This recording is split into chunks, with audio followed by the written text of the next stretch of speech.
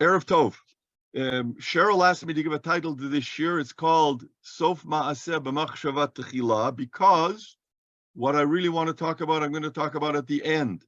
And at the end, I'll tell you why I wanted to talk about that at the end. Nevertheless, the Parsha is an interesting Parsha. As you know, the whole beginning of the Parsha deals with the mitzvah, the schar, the rewards for keeping mitzvot, and the onish in incredible detail for failing to keep mitzvot. And it goes into really tremendous detail. And then it's very strange. All of a sudden, the fourth aliyah completely changes direction. All of it, a totally new topic. The Gemara leaves the whole question of schar va'onish behind, the Torah, and starts discussing erechin, people who make a certain type of vow, where they vow their value to the Beit HaMikdash, and the vow apparently has nothing to do with their value. The vow is a standard amount depending on age and gender. It has very little to do with the particular nature of the person, their quote value, strictly age and gender. And if you look through the Parsha, so the Torah says between the ages of 20 and 60, men, the vow is 50 shekels, automatically 50 shekel, and women it's 30. And between the ages of 5 and 20, for men it's 20, and for women it's 10.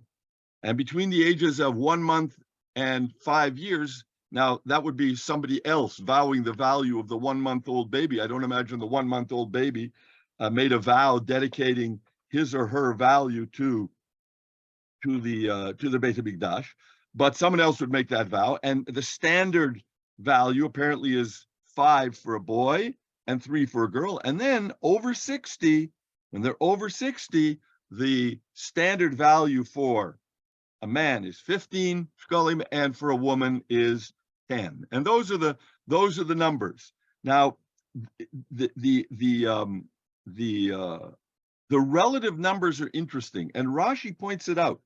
Rashi points out that when you get to an older age, over 60, a man goes from before 60, he's worth apparently 50 shekel, and he drops to 15, which is a drop of more than 1/3. Whereas a woman at the age of 20 to 60, apparently that vow is worth 30, and she drops to 10 as she gets older, which is a drop of 1/3, meaning the man's value decreases more than the woman's value. And Rashi points that out, interestingly enough, I think it's worth looking at, A, because it's cute, and B, because it's personally for me, it's really significant. He points out that the woman and the man's value become relatively closer to each other when they're over 60. The man devalues by more than 1/3. The isha eno pochatet ela shlish, a woman only devalues by 1/3. Damrin and inshe, and that's what there's a famous saying, and that's what the famous saying says: Saba bebeta pacha. A grandfather in a house is a nuisance. Savta bebeta sima. A grandmother in a house is a treasure. Meaning, old men are a nuisance. Once they're over 60, they're just a nuisance. And that's why I say this is personally for me very significant. But women, as they are older, are really a treasure. So that's the Rashi. How exactly we understand the various values, so to speak, they're totally arbitrary. They have nothing to do with the true value of the person. Nevertheless, age and gender.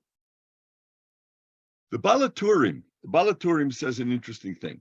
The Balaturim, written by the Tur, right, son of the Rosh, obviously most famous, most well known for his commentary on Halacha, the Tur, where he divided Halacha into the 4 sections as opposed to the Rambam 14 books. He divided into the 4 sections that ultimately are the source of the structure of the Shulchan Aruch. Nevertheless, the Balaturim also wrote a commentary on the Chumash. It's a lot of gematrias. I would call it remez. By and large, it's not pshat, not drush, not sod, it's remez. Very often he compares words that are only used once or twice in Tanakh, used twice in Tanakh, and compares their use, which is kind of an interesting approach. Nevertheless, he says an interesting thing. The Baal Turim, by the way, he died in the early 14th century, Spain. He was born in Germany, died in Spain, I think in Spain. So he says like this: if you look at the ages 20 to 50, 20 to 60, a man is worth 50 and a woman's worth 30. Count that, remember, that's 80 altogether. From ages 5 to 20, a man is worth 20, a woman worth 10. That's 30. So 80 and 30 is 110. From a month old to 5 years old, a man is worth 5 and a woman's worth 3. So that's 8. So we're up to 110 plus 8, 118. And then from over 60, a man is worth 15 and a woman is worth 10. So that's a total of 25. So altogether there's 143. What's 143? So the Baal Turim says an interesting thing. He says that 143 shekels is to atone for the 45 curses of Parshat Bechukotai and the 98 curses of Devarim, which altogether in the Torah, there are 143 curses. Now, this is interesting for two reasons. Because if you look at Rashi at the beginning of Parshat Nitzavim, Rashi says there are 49 curses in Parshat Bechukotai. I'm not going to count. I'm not going to argue with Rashi. I'm not going to argue with the Baal Turim. I think what's interesting is the Baal Turim connects the two stories. Says this story of donating specific amounts to the Beit HaMikdash has to do with what came before. The kapara for all of those klalot, for all of those negative consequences of improper behavior, the kapara for that is tzedakah. And that's basically what we're talking about tonight. Tzedakah is a kapara. There's a famous Gemara, tzedakah tatzil mimavet. It doesn't have to be as serious as death, but certainly tzedakah is a kapara. Now, why did I call this sof ma'aseh b'machshava tchila? Because I think this also has to do with the idea of sof ma. Where first of all, where do we say sof ma'aseh b'machshava tchila? We say it in Kabbalat Shabbat, in Lecha Dodi, right? Likrat Shabbat lechul v'nelcha. Let's go and greet the Shabbat. Ki hi makor habracha. Shabbat is the source of bracha. Mirosh mikedem nesucha. From Mirosh Mikedem, from the earliest antiquity, the earliest days, Nisucha. Nisucha is a hard word to translate. It was consecrated, it was ordained, it was chosen. Sof ma'aseh b'machshava tchila. It's the end of the deed, the beginning of the thought, of the idea. And the simple explanation of that phrase is that Shabbat was the end of creation. It was the seventh day of creation. And machshava tchila, the purpose, the ultimate purpose of all of creation was to get to Shabbat.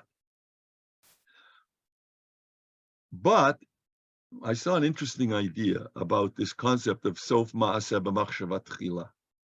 And again, I want to relate it to tzedakah.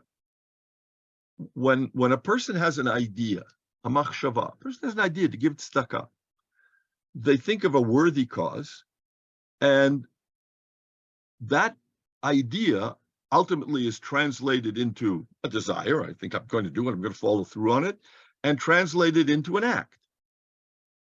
What's the sof ma'aseh? What's the end of that act?